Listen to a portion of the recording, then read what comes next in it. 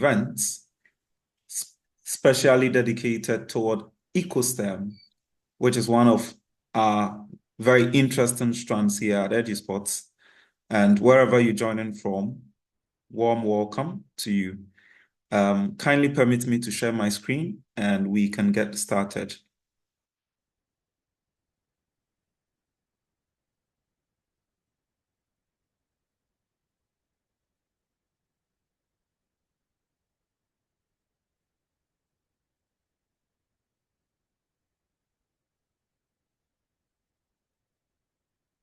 All right.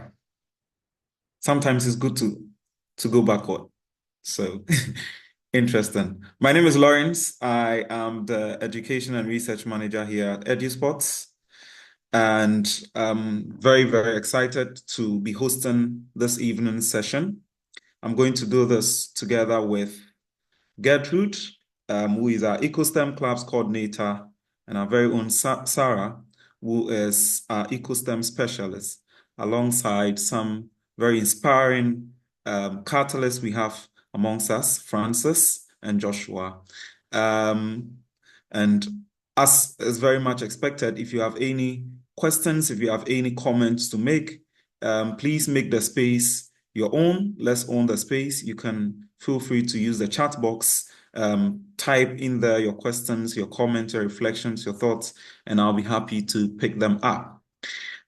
Just to start the conversation by telling my story, I also came from a Catalyst background when I found myself in a community called Dichamso here in Ghana, and based on the issues on the ground, based on issues regarding literacy, the fear for science that was evidently seen among the girls, I was inspired to also do something for my community or where I found myself and to bridge the gap between the community and the school.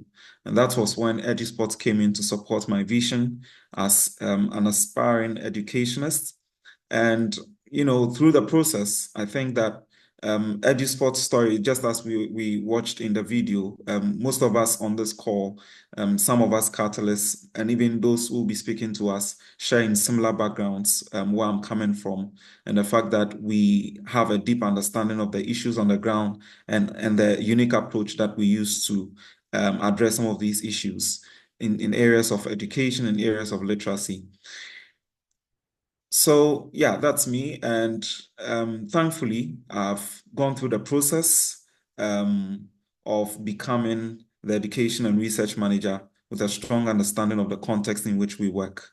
I thought I'll be getting some claps in the chat box, but anyway, I'll continue. All right. So as an organization, what's our mission? Our mission as an organization is to connect, train, and equip local catalysts to drive community-led change through education spaces we call spots. And so the three main components is to connect, train, and equip individuals who are passionate about redefining the perception of development, individuals who are passionate about challenging the norm in their communities, going out of their way to shape their own futures.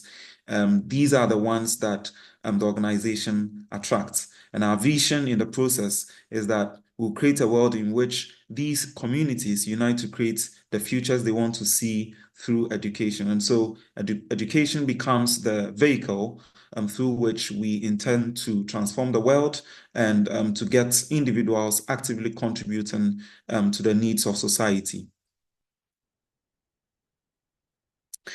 Now, to give or to continue on this tangent of providing understanding about what we do, there are quite a number of things we do, but then we have summarized, so to speak, almost all that we do into three main components and into a model which we call the DreamSpot model. And so at EduSpot, anytime we talk about the DreamSpot model, we are referring to a place, okay? It's not necessarily an ideal position because we believe that it's realistic. It's something that is attainable, but you can see it as the vision where we want all our local communities that come to us to work toward. So all our sports are actively working toward becoming that dream sport model with three main components, namely the sport leadership components, having a keeping sport safe component, and then educational component. And to explain further what these three components entail, the sport leadership focuses on our ability to provide opportunities for our catalysts, who we call the volunteers, who we call catalysts, to receive the required training they need to be able to drive the sport systems. So here, we invest in the leadership capacity of the local teams that are driving change in their communities, alongside creating opportunities for them to be able to effectively lead the change that they want to see. Then, regarding the keeping sports safe component, you realize that as an organization working with learners, the needs of the children that use our space is of utmost priority. And not only that, but then even vulnerable adults. And so, for the keeping sports safe components, we train our catalysts to ensure that our spaces are inclusive, our spaces are welcoming and free from any form of harm that might put learners and sport users in danger. And then the educational equity components, I will speak further about that going forward. And I think I don't have to repeat that, so to save us time. Now, once you join or you become part of the EduSpots network, we have some programs for our catalysts to take advantage of. And it's very important that we start the conversation along these lines. The first being the Ignite program, which is a flagship program, sort of, where we formalize the processes through which someone gets to know more about our core ways of working, and is also inducted into the EduSpots network. So the Ignite program is more of, you can think of it as setting that flame for someone who has that kind of intrinsic motivation. The program provides that framework in which you are more energized and equipped with the necessary training and tools you need to be able to lead change effectively in your community. And then for the Catalyze Leadership Program, we expect that those volunteers, again, who we call catalysts, while they come into the network, we will identify and create opportunity for these volunteers to receive more intensive leadership training. And the Catalyze Leadership Program is a 5-day residential program that allows us to share some, deep and have deeper conversations around leadership, sustainability, and so on and so forth in different areas pertaining to our work. So that component is targeted at developing the leadership capacity of all the volunteers that join the network, and we open the application for anyone interested to apply. The peer mentoring program is a semi-staff program, and what it means is that along the lines, we believe that our catalysts will develop the competencies that they need to be able to impact the wider network. And so here we bring in catalyst voices into the staff team, and we also create opportunities for catalysts to extend their influence to the rest of the network. All right, now I made mention of the fact that for the Dream Sports model, we have three main components. The first being the sport leadership component, the second being the keeping sports safe component, the third being the educational equity component. So here I am going to expand on what we mean by educational equity. And at EduSpots, we believe that we can transform the perception about public library spaces, and we can revamp those spaces through very innovative ways of knowing and being. And how we do that is to run that through either community-based clubs or school-based clubs.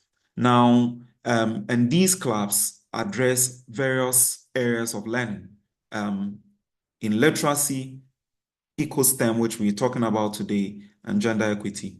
So the first being Educates focuses on LES literacy, and you can check our YouTube page if you are interested in knowing more, because we've done a session on this to take you through the ins and outs of this program. EduLit focuses on junior high school literacy. So here we're looking at how that learners can leverage literacy to develop their leadership capacity and also, become active citizens, which we are actively working toward. Ignite Equity, that component deals with gender equity issues. So here, issues pertaining to social issues pertaining to challenging gender norms, gender stereotypes, bringing boys and girls together to have discussions around how that they can collaborate effectively to contribute positively to society while having access to trainings that empower them to have that form of self-awareness. So that also sits with the Ignite Equity strand. EcoSTEM, that is why we are here today. So I wouldn't talk much about that. Then the Sport Leadership strand, as I mentioned, is the first component of Dream Sport model, where we focus on the capacity of our catalysts to lead the projects in their own communities. Interesting. So at this point, enough of me talking. I will hand over to Gertrude, who is our EcoSTEM coordinator, to talk us through her own story, and I hope you enjoy that. Gertrude. Thank you, Lawrence, for the introduction, and good day to everyone. Okay, so I joined EduSpots in 2018, the latter part of 2018, as a founder of one of the sports, which is EduSpots. It's located in the Zwarongo district in Bolga. And I think just this evening, when I was reflecting on this entire journey, I found myself, well, my very short life, I found myself feeling this is the one opportunity where I must say, for the last 6 years, I'm going into 6 years, it's been very rewarding and it's been very fulfilling. And I cannot even imagine what my life would have turned out if I didn't find my way into the EduSpot network. Okay.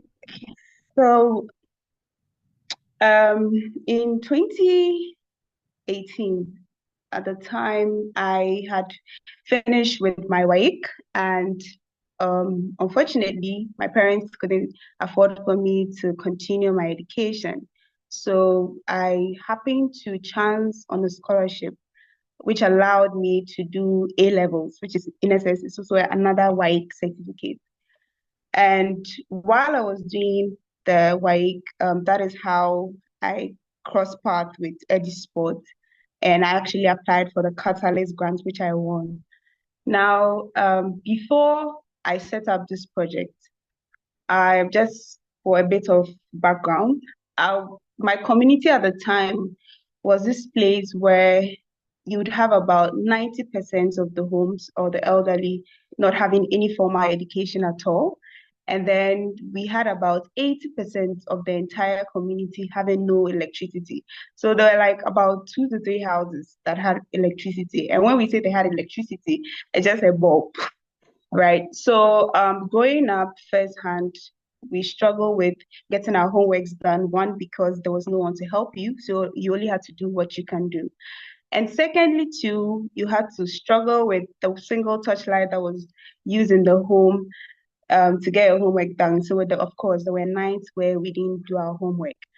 And in my community at the time, in 2018, our mindset was that, I mean, we know that we have all these problems or challenges. And here is even a young girl who managed to get good grades, but they are not able to further into university, which means that I could have dropped out. So all of us had this mindset that for change to happen, especially in education, it had to come from a prominent, highly educated, high authority figure. And so we're all waiting for that to happen, right? But it didn't happen. And I remember when, at the point of applying for the grant, all going through all what I've gone through and finding myself almost at what I'll call a block, it kept making me wonder, okay, what is that one thing that I would do, even if not for me, would change the story for the rest? And that's how come I came up with the idea of how about we have a space where students are able to get electricity, access to electricity, and even people like us who've managed to have a bit of education and might not be able to further can come and volunteer and help the younger ones. And then the inception of EduSpots, which was commissioned 2019, came into existence. Now, when this space was commissioned, I mean, my immediate thoughts were the electricity, books, and also the training. But it baffles my mind to even as I speak, I'm actually sitting in the spot this evening, and I can't imagine, what it has done for me, for my community at large. Now, just to give a bit of a sense, when the project started, of course, we open it regularly, there's resources for the students and all that. But we also started running the educational strand. And the one of highlights this evening is EcoSTEM. And in my community, I remember just last September, I led a STEM camp for girls, and there were 21 girls in this camp for 7 days.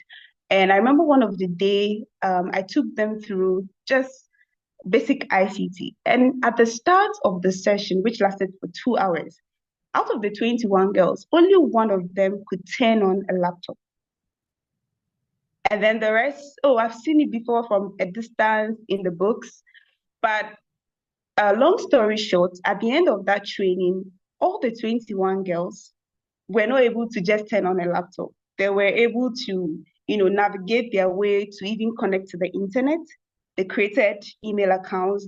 Some of them they went as far as being able to use PowerPoint, just the basics of it. And beyond that, we also had two of our students, as at last September, who are the first generation from their family to make it to junior high school. So now what does this tell me? So this tells me that even though, as at 5 years ago, if I wanted to sample, there'll be a lot, including myself. My parents are not educated. In my family, I'm the first person to have a degree. And that has inspired my elder sister currently to go into school, even though she's very old. Um, beyond that, of course, the wider impact that we've had also in the communities, the reading culture. First, in a community like this, you'd only want to just read and write your exam because you barely have electricity. But now you see students come around. I was here the whole day. You have to make it's on vacation, and you have students walking in just to read for pleasure.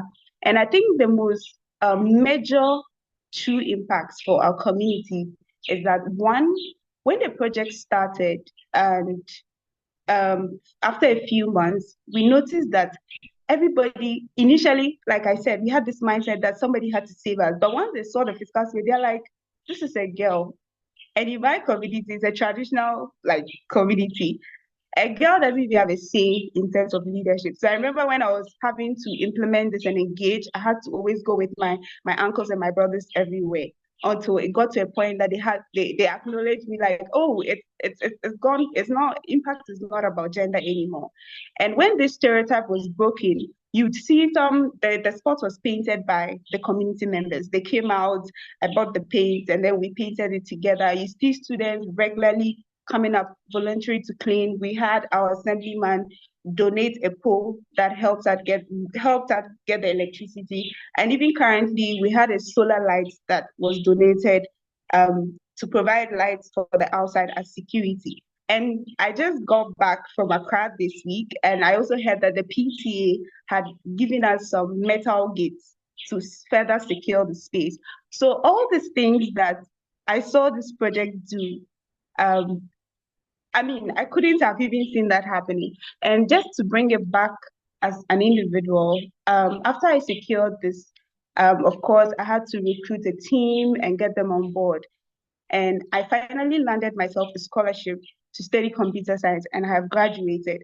And I think the experience that it gave me and the confidence, the leadership, all that together did not only just help me secure, but by the time I was graduating, I had a job and I've been working with a software company for 3 years now. And on the side, I built myself to a point where now the project is fully run by the volunteers. And I am able to step in. I saw that, okay, I've done computer science, I understand the community context. So I went into the role of EcoSTEM coordinator, and I've been helping the wider network with the STEM or my knowledge in STEM, and also ensuring that they are getting hands-on skills. And like I mentioned, I'm somebody who has, if you like, lived through it, and I don't think it's fully um, the issue is fully solved even 5 years down the line. So there was a need to ensure that students are getting the hands-on education that they are lacking.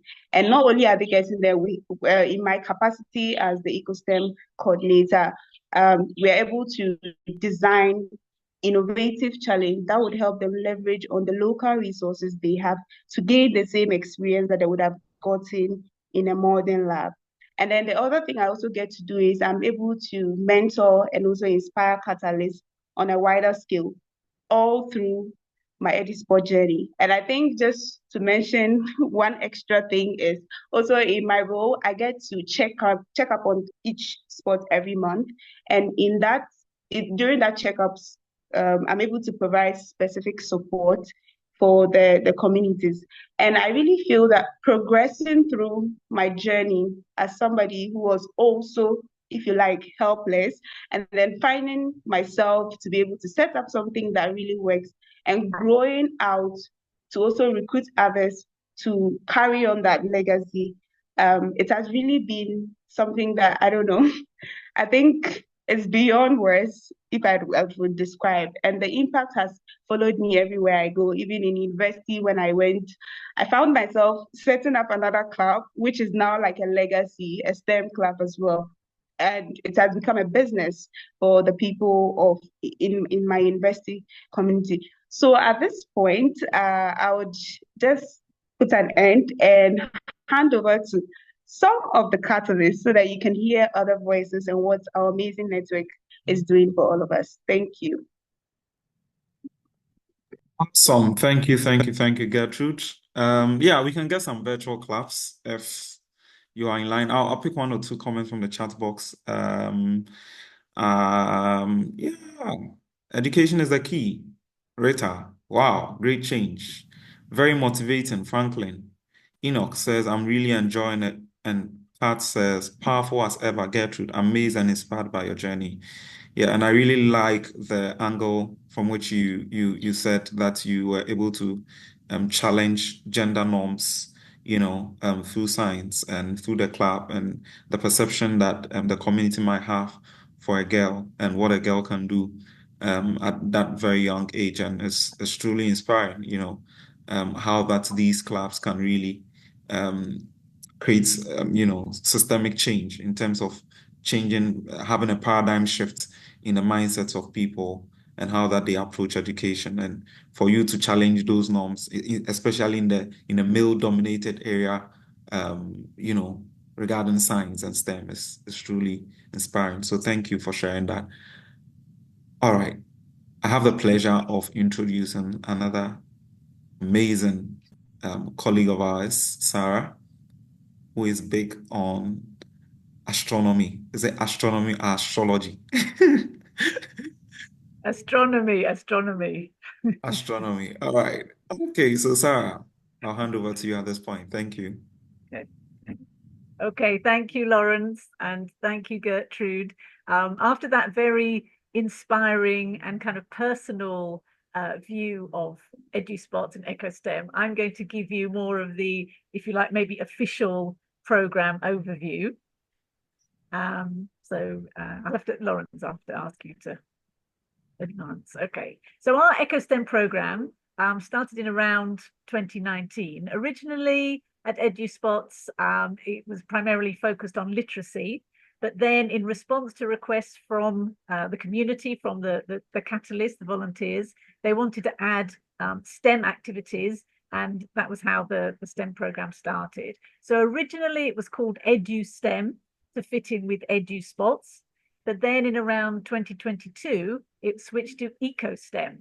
And the reason behind the eco is, the recognition of these huge issues that we have facing us around climate change and all the associated problems of pollution and habitat loss and so on. This picture of the Earth is actually the first picture taken of the whole Earth from space, and a lot of people feel that started the environmental movement, because for the first time people could see our Earth as a whole and realize that everything that you do can affect someone else. Winds from one part of the world affect another, pollution can move from one place to another, and there's no borders. You can't see any borders. We all as human beings need to face this problem. So that was how EcoSTEM came about. Excuse me. And it's aimed at JHS, so that's junior high school learners around age 12 to 15. So these are our main aims in the EcoSTEM program. We want to increase students' interest and confidence in STEM, meaning we really want them to feel comfortable with working in science. But it's not just about knowledge, just knowing more.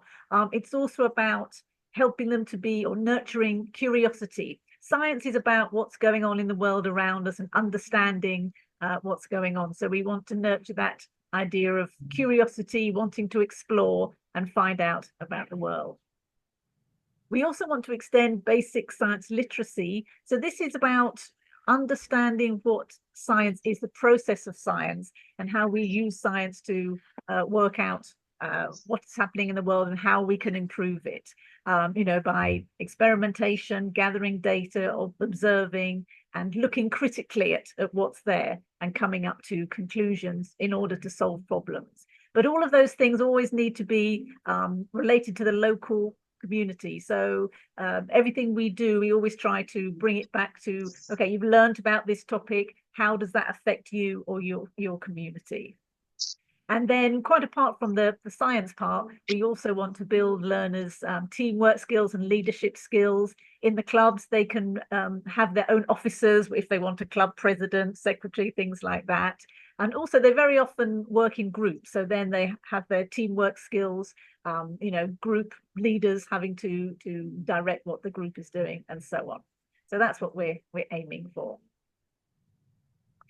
How do we do that? Through this whole raft of different options, which I'll just go through briefly. In common with all the strands, we have our monthly challenges. So these are like projects that we send out to the spots every month, like a kind of project that the learners can work through for the month, being guided by the catalysts. They're on different themes each month, and I'll talk about them a bit more in a moment. Associated with each is a regular monthly Zoom session, which can give some guidance on the current challenge, but also it's there just for us to connect with the catalysts and for them to connect with each other, ask questions, share what they've been doing in their clubs that month. So it's an important way of connecting. But that's like a group session. So we also have the regular check-in calls, which actually Gertrude mentioned. So this is like a one-on-one, speaking to each catalyst to, again, just find out how they're doing, if they need any support or need any help with the challenges or any other issues. And that's also part of the role of the peer mentor, which again, you'll hear about a bit later. So I won't say too much about that. It's basically to do with catalysts supporting other catalysts. And then I don't know if there is anyone from outside Ghana listening in, but if you are, you may not know that in Ghana, we love WhatsApp. So all our strands, we have a WhatsApp group, and we try to make it like a community of practice. It's for all the catalysts to network with each other, but also where we can share resources, guidance, ideas, activities. And we try and make it fun. We can have fun facts, quizzes, polls, all sorts of things. And also the catalysts can share photos of the work that they've been doing in their clubs. Now, if funding allows, we also try and provide EcoSTEM kits. Although most of the challenges, we always encourage the use of very simple local materials. Sometimes it's useful to have, specific items. If you want to learn about magnetism, you need magnets, things like that. So we every so often, when we can, we'll provide EcoSTEM kits to the clubs. And also, as Gertrude mentions, occasionally we're able to do EcoSTEM camps, where we can bring some learners together for maybe a week and really immerse them in like a richer science experience. And quite apart from those that are all kind of EcoSTEM related, as again, you may know, our catalysts also have the chance to attend national and regional conferences and Ignite talks to kind of, just broaden their horizons.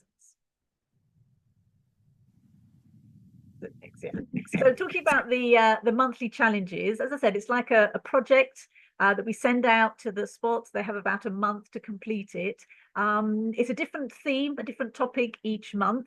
And usually that topic is linked either directly or indirectly to the science curriculum. But what it always contains is some kind of hands-on activity, whether it's an experiment, building something, engineering something, testing, it could be all sorts of things. That's always included. And as mentioned, we try to encourage the use of just finding simple recycled materials or materials from the natural environment where possible. And again, it's not just it's not just about learning or trying to improve knowledge. It's about letting the learners explore the topic and try things out for themselves. If they're having to make a car powered by a balloon, let them try something. If it doesn't work, that's fine. Look at what happened. Can they improve it for next time? And also, we always try to encourage the idea of bringing it or relating it to your local community. If you've learned about, soils or the water cycle, how is that related to what you see around you at the spot or at your local community?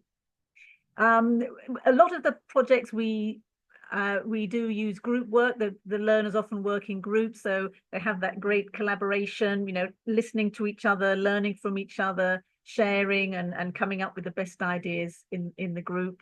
And as mentioned, because of the EcoSTEM, we try to make sure that a certain proportion of our challenges are all about environmental topics. So we've done soils and water cycle. We've got things like waste management and climate change coming up. As mentioned before, the group work means they have these leadership opportunities, and where possible, we can make it a bit multidisciplinary. So each challenge, there'll be certain deliverables, and that deliverable, it can vary. We might say make a poster or send photos or a video, but sometimes we give the freedom. Maybe you can make a song. We've had people sending in songs, raps, models, all sorts of amazing things. So that's actually a really nice aspect that we can add on top of the STEM.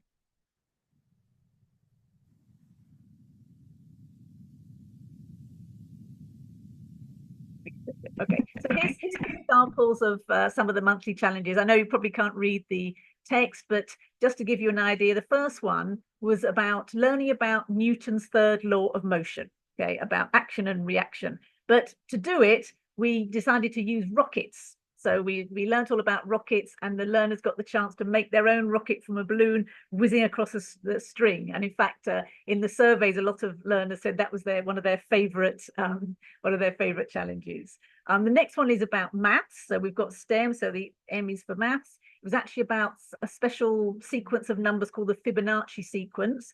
And to learn about that, the learners had to go out in their community and look for natural objects that display these particular shapes and numbers. The next one was learning about ecosystems. Again, they went into their local area and made a model of their particular ecosystem, the plants, the trees, the insects, the animals, and how they all interacted with each other. And this month, they're actually doing a weather watching experiment. So all the learners, even if they're at home, even they might not be able to come to the spot, they're monitoring the weather each day, checking rainfall, making a little rainfall gauge and things like that.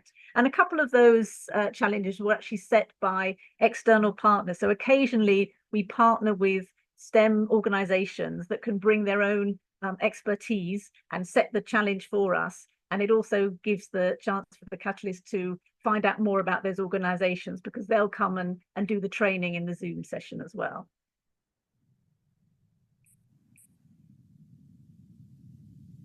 Oh, and here's just a few examples of the learning by doing. So it's always practical, whether they're making their own indicator solution to test for acids and bases on the left, on the right, and see very proudly holding their car that I think that one is powered by a balloon, and in the middle you might be wondering what those children are doing with what looks like a great big roll of toilet paper. That's actually a scale model of the distances in the solar system. So as I said, we always promote the practical aspect.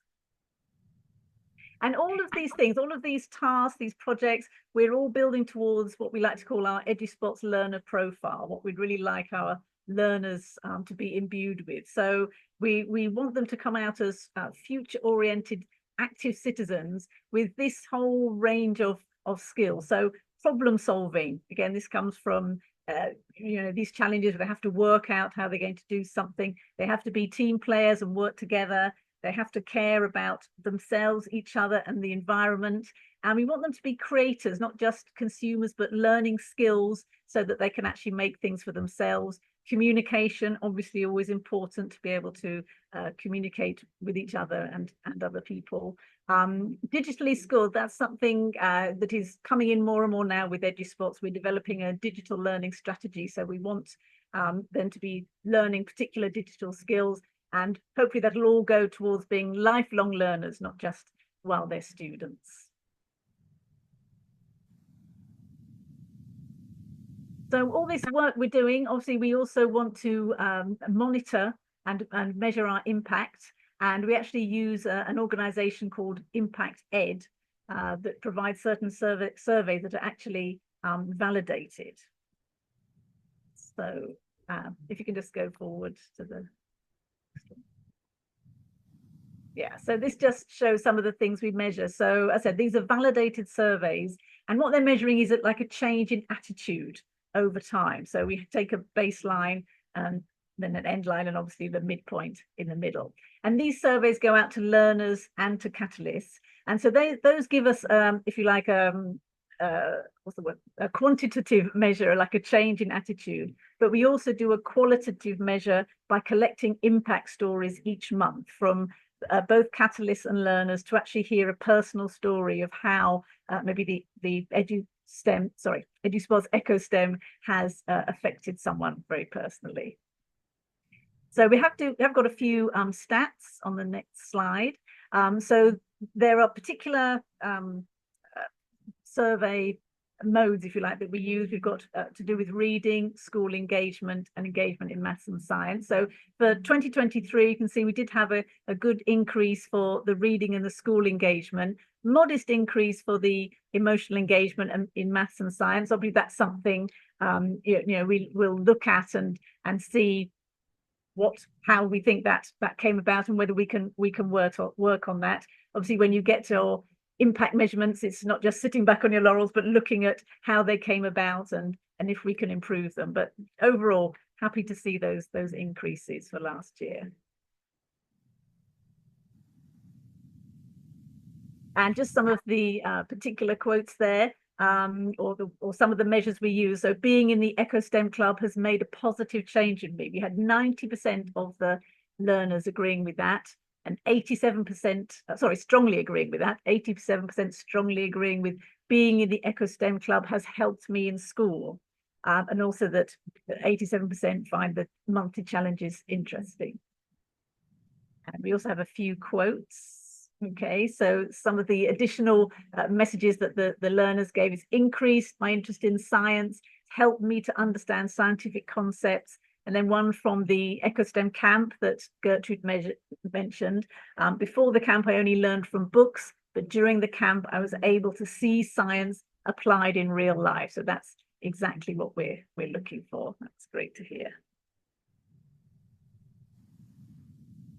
Okay, so rounding up then, what's in the future for EcoSTEM? So I think you may have seen on the previous slide, we had about 15 active communities in 2023. We had 21 sign up for our strand in 2024. So we're hoping to see even more active clubs and even more impact among the learners. Right now, we're putting together our curriculum for 2025, and we do ask for inputs there from the catalysts and also from the surveys that the learners did. We've learned the things that they like and what they've asked for. We're hoping to be able to provide more EcoSTEM resource kits, and also we want to develop a resource hub. So that's where on the website, Catalyst will be able to go and find different activities, maybe a lot of simple starter activities that they can use when they're not doing the monthly challenge, just to keep the learners occupied. And as mentioned, there is a big digitalization strategy underway currently in EduSpots, and of course EcoSTEM will be part of that. So at the moment, we're looking at how we can embed the digital learning into our new curriculum to make sure that our learners do get those very important digital skills.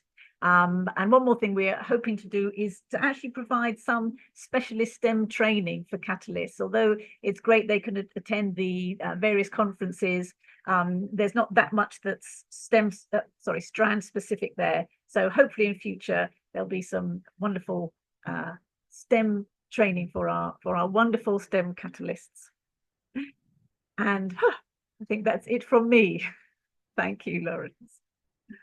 All right, thank you very much, Sarah. That was interesting, and you've made it very beautiful, succinct, yet created room for a lot of exploration.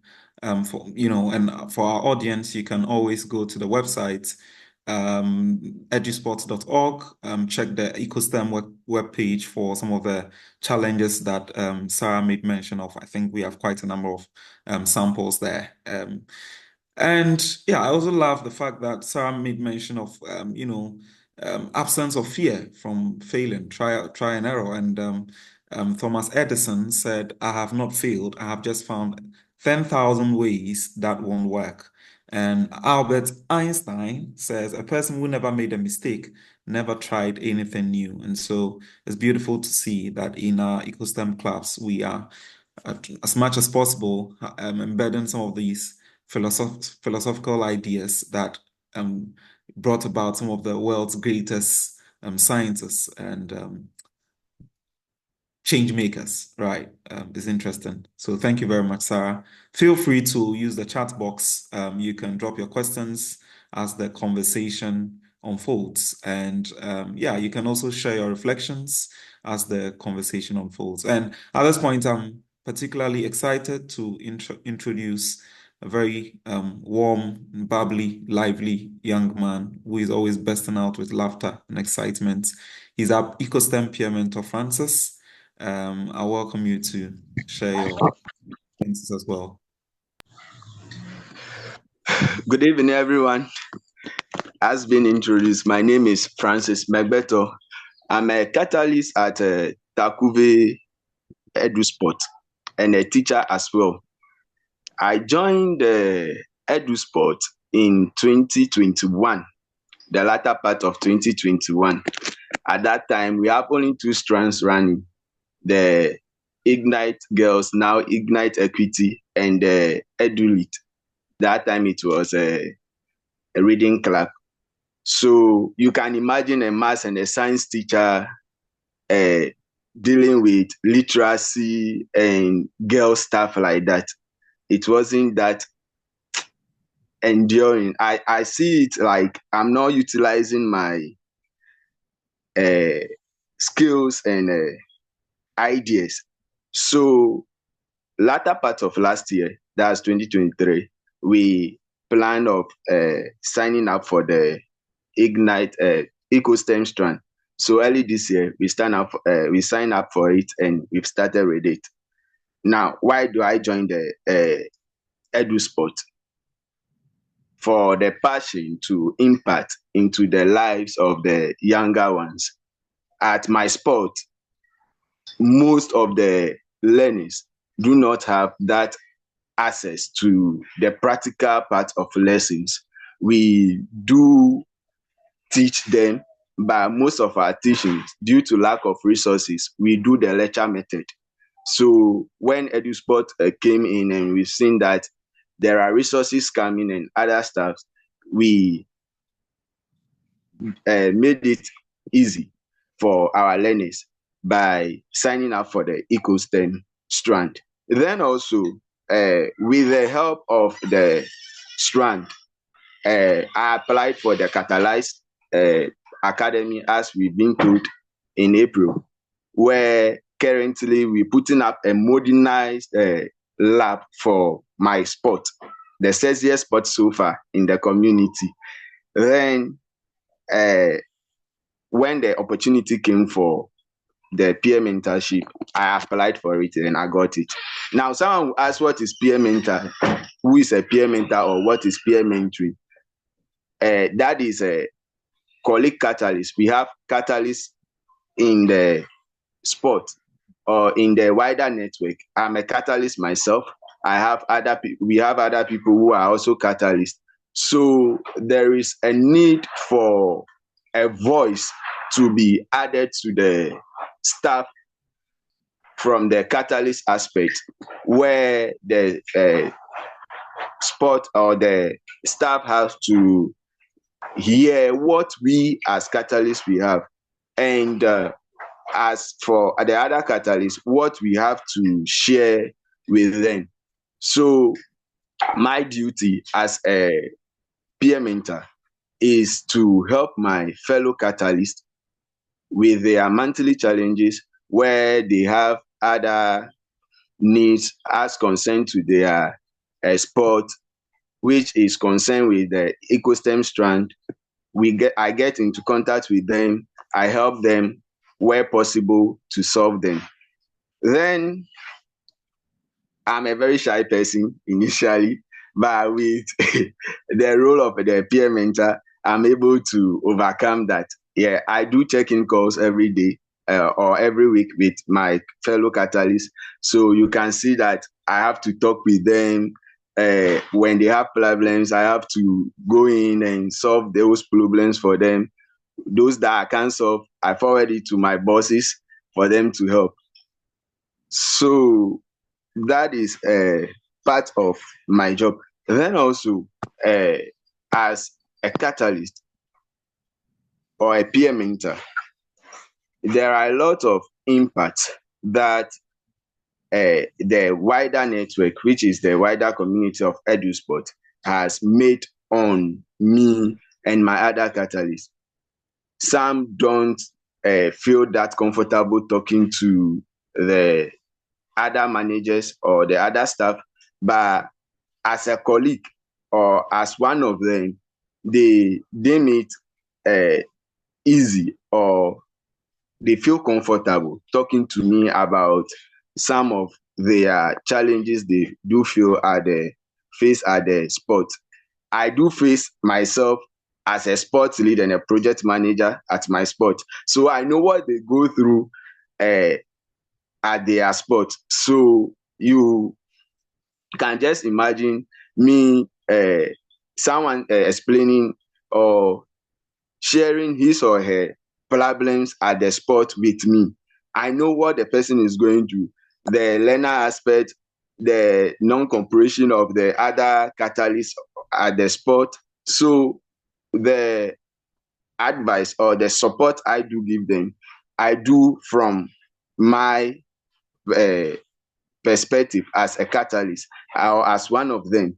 Then on them, you see that the impact on them. You also see that with them, they tend to do more of the monthly challenges. Initially, they feel reluctant, and when sometimes you call them, they don't even feel like answering the calls from the coordinator and others. But as a peer mentor, they know you are one of them. So when you call them, they normally pick, they talk to you, they do like that cordial relationship is there. They feel free and they talk to you. Then their input into the feed engagement, that's our WhatsApp community, has also improved a lot since we do STEM gist, reflection on Mondays. Then we share other local resources with them, which help them with their monthly challenges. Then with the wider network, we are just a part of the strand. So we are making it in such a way that if by the close of the year, we are not the best strand, we will be one of the best. Then by possibly next year, we will be recognized as the best strand ever in the network. Thank you. That's all from me. Thank you, Francis. Thank you for sharing your perspective and for sharing your work, the interesting work that you are doing with your students, and to talk about your passion and how that you are no longer, I would say, an ordinary teacher. You are now a teacher change maker through EduSpot, and through that you are impacting the wider network as well. Thank you very much for sharing. We have some questions in the chat box, but then I think that we will take the next reflection from a catalyst who is not a peer mentor like Francis, but so this just gets a catalyst first-hand perspective of what also happens in the class.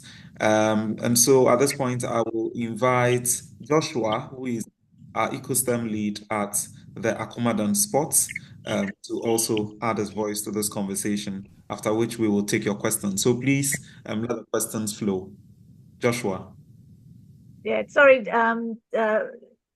If I can just say, I know Joshua, he was on before. I think he just had a problem with his network, but I know he is trying to join. So hopefully he'll be on in a second. I don't know if there's any questions we can look at. All right. All right.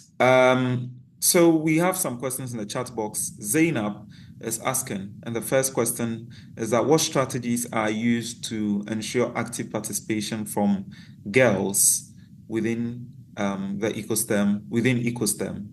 I think Gertrude should take this. Okay. Hello. Yes. So I'm just going to add up to, I think Sarah has already partly answered, but I think one of the things that we do is the STEM camps. They're always for girls. So those ones, we ensure that we really, and it's in person, unlike our regular or daily engagements that are over the phone or on WhatsApp. So the girls get to have one-on-one with myself, Sarah, and whoever is available. And I also feel that it wasn't intentional, but it so happens that Sarah and myself are women. And so that in itself, I know speaking to the girls always inspire them. I think the other thing we also do is we have feedback forms that are more internal. And some of the things that we try to put on, they are personalized for communities. It's when we review the submissions that come in and we see that maybe consistently the focus is on a certain student or even a certain gender, we try to highlight those as well in the feedback. And I think International Women's Day and also in the challenges, when something, let's say when a challenge falls in the International Women's Day month, we put bonus points for a sport that gets most of their females to lead the challenge. And I think all those things also help. Yeah. All right. Thank you very much, Gertrude. Joshua is on now, so we'll take Joshua and we'll return to the chat box for questions. So please keep the questions coming. Thank you. Joshua, are you with us? Yes. Yes, Joshua, share your story with us. Joshua, again, is our EcoSTEM lead at Akumadan Sports. Joshua, I would love to hear from you. Yeah. As my name has been introduced and my position as an Akumadan EcoSTEM lead, I will brief something about Akumadan EcoSTEM Club and its community. So I will talk about the challenges. Firstly, we know that if we say challenges, it is the things or problems that we are facing.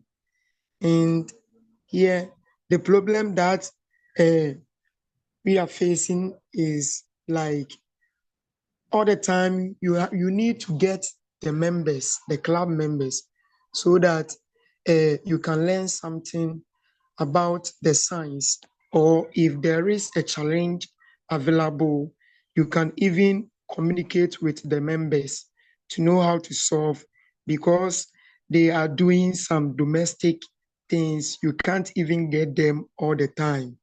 So these are some of the challenges. And I'll come to the benefits. If I come to the benefits, we first of all, I will talk about EduSpots and its ecosystem that have been help my club members and Akumadan community here.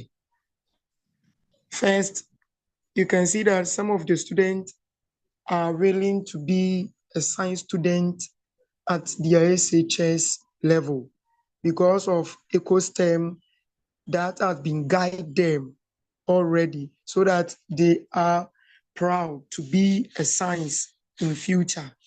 At the same time, EduSpots and its EcoSTEM have helped Akumadan a lot, because my club, one of my club member can even say that, say, now in my house or in my home, I always teach my mother how to even solve some domestic problems. Example, if the parents want to dry something at the compound, the student or the learner can even teach their parents that, please, you have to check the cloud and the weather. It is because of the monthly challenges that we were able to solve that let this child or student tell her parent to know how to even do some house activities. I'll still go on my benefits.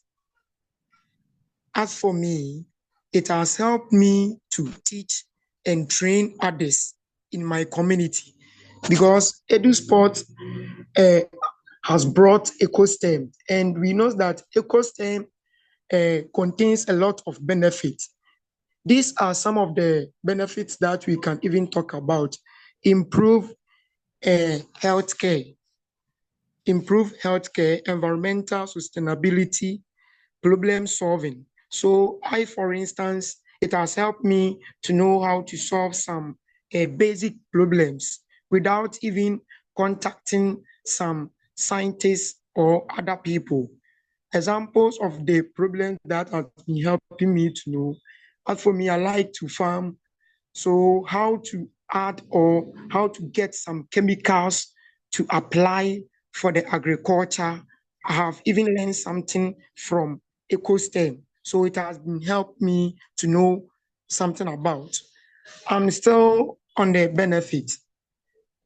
As for my community, what they have gained or the benefit that they have get from EcoSTEM, it has helped some schools here to know how to even solve or teach science problems well, because I always inform some of the schools to meet the teachers, and I always send some of the challenges that we are even solving here as the monthly challenges to them, so that they can also teach their students to know what we are doing.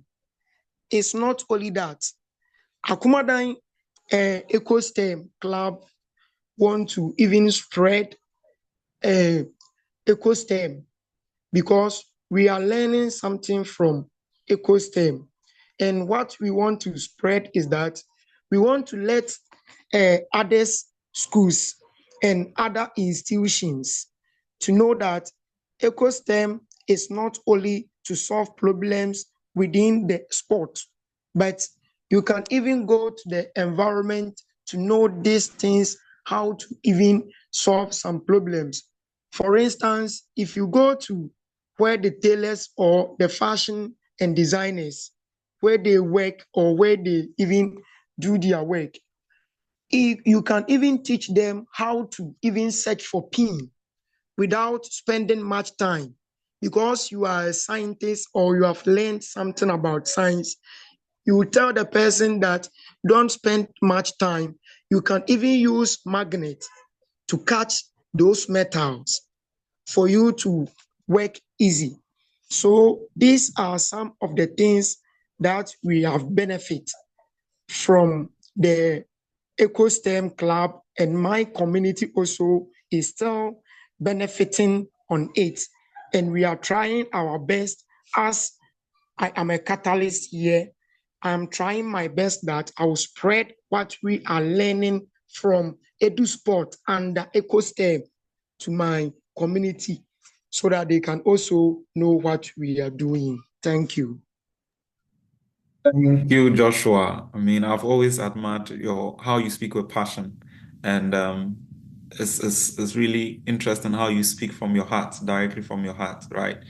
It's fine. And one striking thing that you've mentioned has to do with the influence of the activities that you do in the clubs on the school and other teachers and their pedagogical approach, right? And how that redefines how science is even taught in classrooms, because then the more you open up the spot for other teachers to get to know more about, using balloons to teach about some of these scientific concepts and Newton's principle and so on and so forth, they also gain something interesting and adapt it to their own classroom.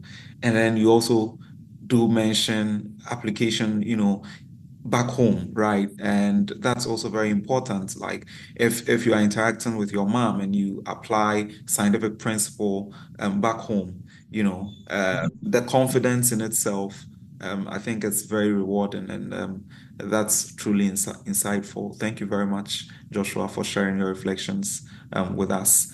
All too soon, we are about to draw the curtain, but then I know that we still have one question unanswered, and that is still coming in from Zainab. And Zainab says, as you mentioned, it seems the role of technology will be evolving within the EcoSTEM program in the future. How important do you think technology is in terms of international development or educational initiatives? And I think I'll ask Sarah to respond to this.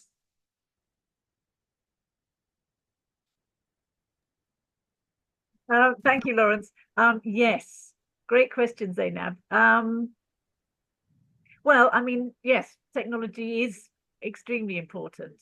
We want to ensure that all our learners have those digital skills. And I think, we're looking at all the different things you can do with technology. So, there's like a whole range so it's not just, using the internet for research, but actually, having those skills, whether it's, word processing, making animations, video editing, but also, there's all sorts of tools which help to improve the way education is delivered, videos, animations, games that help explain concepts, all sorts of things.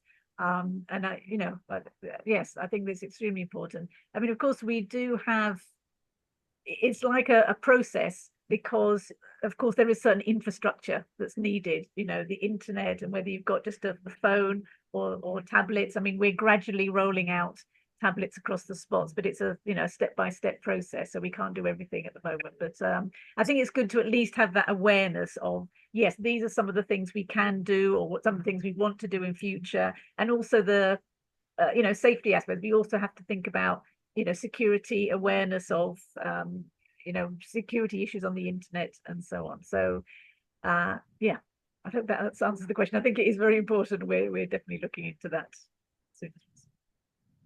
Awesome. Thank you very much, Sarah.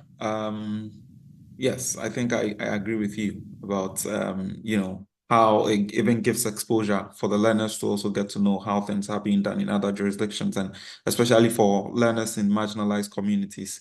Tech opens them up and gives them a lot of exposure, and it increases their appetite for growth, right? And it challenges them to have wider perspectives, gives them windows of opportunities and so on and so forth. So that's it there. Okay, Zainab, thank you for asking. We are trying to wrap up, but then if you still have any questions, please do all to share. I'm going through the chat box right now to see if I've not missed any question, but then I don't think I have. So to wrap up, at this point, you'd realize that we're doing quite a lot of things as an organization, and there are quite a number of ways that you can support our work. If you are not already in the network, and even if you are in the network, and we have, you can either make a donation toward our work. You can reach out to cdavison@eduspots.org if you want to have a discussion around supporting our work in any way, or you can make a donation. Very soon we'll have the big Give Christmas appeal coming up in December, and so once you see that poster, because we are always strongly featured in that program, you can always support us in that regard. Make a donation and it will be doubled. But then, as I've mentioned, there are quite a number of ways you can support us. So you can also subscribe to our newsletter and get updates on our work and also get to learn more about our impact. And also, the opportunities that we have and also share our work. So that's also another way you can support us. And you can also share our content on social media. We are on LinkedIn, we are on Twitter, we are on Instagram, we are on Facebook, all the major platforms. And recently we've also transitioned to WhatsApp with our EduChamps community. And you can also join that group as well by just checking either of our social media platforms. And these are some of the ways you can support our work. All right. So on this note, if there are no further questions, no further comments or reflections, we'll draw the curtain here. And thank you very much for deciding to join this evening's Meet the EcoSTEM team. And I hope that it's been truly rewarding and one model that you can believe in as well to challenge norms in your community. And I hope that the stories that you have heard, wherever you are joining us from, will spur you on through in the light of shared partnership to continue to transform educational outcomes wherever you find yourself. And so thank you all very much for joining this evening's session. Have a good evening.